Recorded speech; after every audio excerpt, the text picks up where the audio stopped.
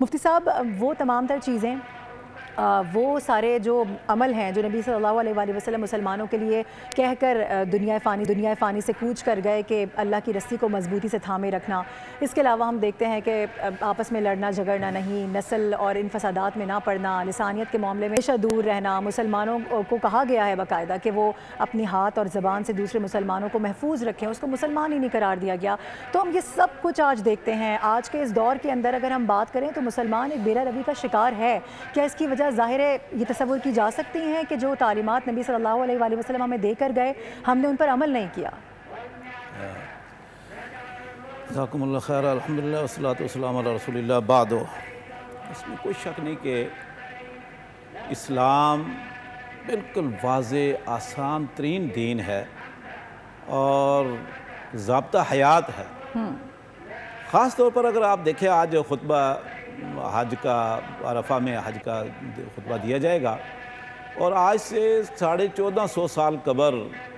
سید الانبیاء امام الانبیاء محمد رسول اللہ صلی اللہ علیہ وسلم نے اسی میدان عرفات میں کھڑے ہو کر تقریباً 1 لاکھ سے زائد صحابہ کرام، جس میں ہر طبقہ ہے زندگی سے تعلق رکھنے والے لوگ تھے، سردار بھی تھے، وڈیرے بھی تھے، بادشاہ بھی تھے، رعایا، عوام، تجار،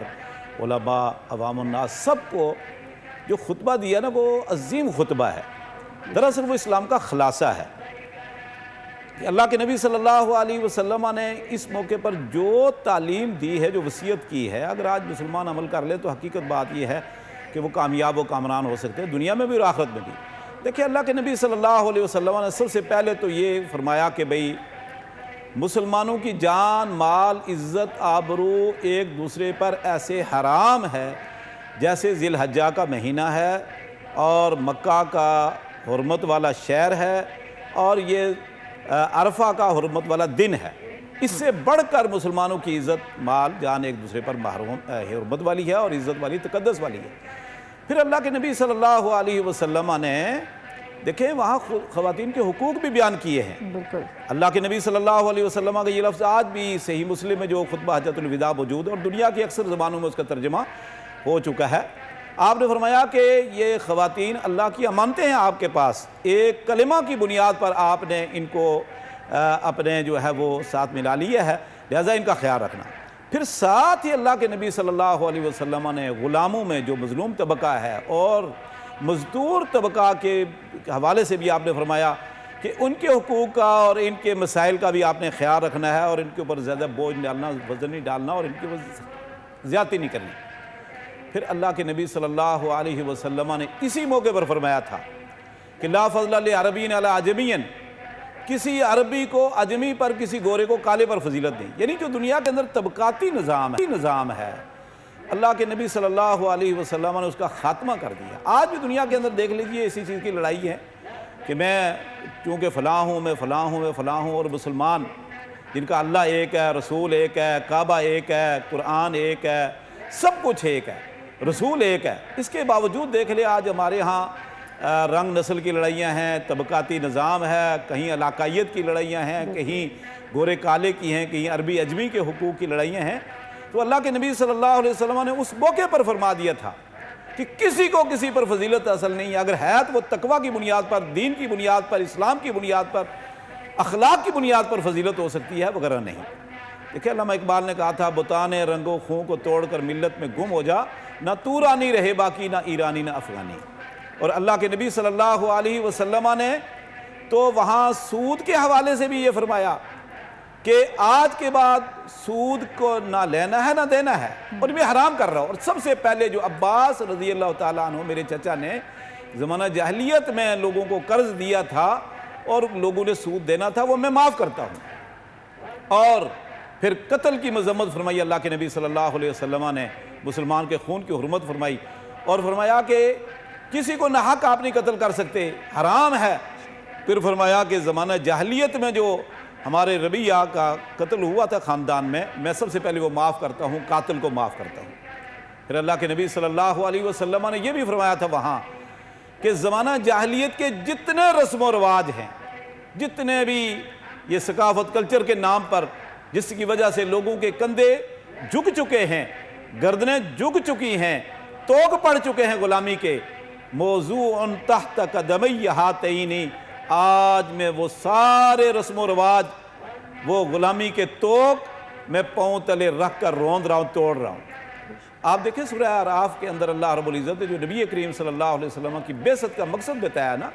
یحل لہم الطیبات ویحرم علیہم الخبائث، اور آگے فرمایا وَیَضَعُ عَنْهُمْ إِسْرَهُمْ وَالْأَغْلَالَ الَّتِي كَانَتْ عَلَيْهِمْ، کہ جو غلامی کے توق لوگوں کی گردنوں میں پڑے ہوئے تھے اور جو رسم و رواج کے جو بوجھ ان کے کندھوں پر پڑے ہوئے تھے، نبی کریم صلی اللہ علیہ وسلم توڑ کر اور وہ رسم و رواج کو روند کر انسانیت کو ایک آسان ترین، ایک رخصتوں والا، آسانیوں والا دین دینے کے لیے اللہ فرماتے میں نے بھیجا ہے۔ اور دیکھیں قرآن کریم میں بھی اللہ کے نبی صلی اللہ تعالیٰ فرماتے ہیں یرید اللہ بکم اليسر ولا یرید بکم العسر ولتکملوا العدۃ ولتکبروا اللہ علی ما ھداکم ولعلکم تشکرون۔ اللہ علیہ وسلم نے عرفات میں یہ بھی فرمایا تھا ترکت فیکم امرین لن تضلوا ما تمسکتم بہما کتاب اللہ و سنتی، لوگوں میں ایک ایسا دین آپ کو دے کر جا رہا ہوں لیلھا کنہارھا، جس دین کی راتیں بھی دن کی طرح روشن ہیں، اور میں دو چیزیں آپ کو دے کر جا رہا ہوں، کتاب اللہ، اور میں اپنا طریقہ، اپنی سنت اور اپنی احادیث فرمان، جب تک ان کو مضبوطی سے تھامے رکھو گے گمراہ نہیں ہوں گے۔ یقیناً آج جہاں مسلمانوں میں بے شمار غفلت ہیں، کوتاہیاں ہیں، سستیاں ہیں، لاپرواہیاں ہیں، وہاں ایک چیز ہم سے یہ بھی ہوئی ہے کہ لوگ جو کتاب و سنت سے جو حقیقی آسمانی وحی ہے، دین الہی اور فرمان الہی ہے،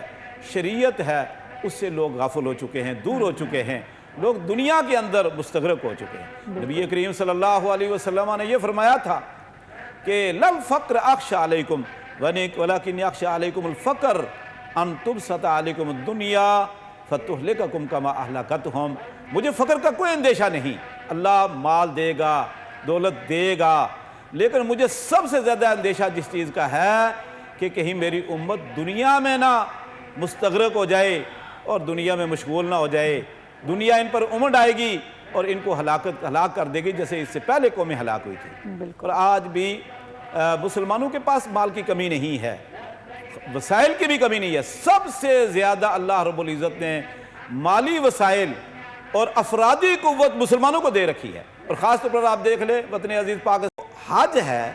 اس سے خاص طور پر خطبہ حجۃ الوداع، اس سے سبق حاصل کریں، اس سے عبرت حاصل کریں، اس سے درس حاصل کریں، اس سے نصیحت حاصل کریں اور اپنی زندگیوں کے اندر تبدیلی لائیں۔ یقیناً بات ہے، ہمارا یہ ایمان ہے، ہم نے ایک دن مر کر اللہ کے حضور پیش ہونا ہے، جواب دہ ہونا ہے، اور ہمیں حقوق اللہ اور حقوق العباد کا بھی خیال رکھیں۔ نبی کریم صلی اللہ علیہ وسلم کا خطبہ حجۃ الوداع میں آپ نے غیر مسلموں کے حقوق بھی بیان فرمائے ہیں، غیر مسلموں کے حقوق بھی بیان فرمائے اللہ کے نبی صلی اللہ علیہ وسلم نے۔ آج مسلمان کو کاٹ رہا ہے، مسلمان کو ذبح کر رہا ہے۔ ہمارے ملک کے اندر آپ دیکھ لیجئے دہشت گردی ہے، تخریب کاری ہے، اور سیکیورٹی اداروں پر، مساجد پر، مدارس پر اور مارکیٹوں میں بم دھماکے کیے جا رہے۔ اور کل کا 2-3 دن پہلے دیکھ لیجئے کوئٹہ کے اندر ایک مسافر ریل گاڑی پر جو ہے وہ حملہ کیا گیا، اور کتنے ہی ناحق بے گناہ لوگوں کا خون بہایا گیا۔ مسلمان کو ذبح کر رہا ہے، اس کی وجہ کیا ہے؟ ہم اللہ اور اس کے رسول صلی اللہ علیہ وسلم کی تعلیمات سے دور ہو چکے ہیں، دنیا میں ہم مستغرق ہو چکے ہیں، ہم آخرت کو فراموش کر چکے ہیں۔ اگر آج یہاں کی لگا کیمرہ دیکھ رہا ہے یا کیمرے کی آنکھ آپ کو دیکھ رہی ہے تو کوئی شخص وہاں چوری نہیں کرتا، کوئی زیادتی نہیں کرتا۔ ہم ذرا لائیو مناظر بھی نا اپنے ناظرین تک پہنچا رہے ہیں، تھوڑا اس کو بھی نیریٹ کرتے ہیں۔ کچھ ہی دیر میں، بس کچھ ہی ساعتیں باقی ہیں، وہ گھڑی آ جائے گی جس کا مسلمانوں کو انتظار ہوتا ہے۔ پورے سال جو مسلمان ہیں وہ تنکا جوڑ کر، پائی جوڑ کر یہاں تک پہنچنے کی ہمت کرتے ہیں، کیونکہ اللہ نے فرما دیا ہے کہ یہ 5واں ستون ہے دین کا، اور اس کو استطاعت والوں کے لیے پورا کرنا لازم ہے۔ سبسکرائب کریں اور بیل دبائیں تاکہ کوئی خبر رہ نہ جائے۔